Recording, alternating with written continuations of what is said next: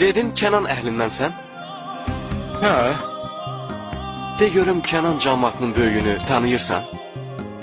hə. Yaqub nəbi. Yaqub ibn İshaq ibn İbrahim Eşitmişəm ki, onun 12 budaqlı bərəkətli barlı ağacı var. var idi. Amma indi onun birini kəsiblər.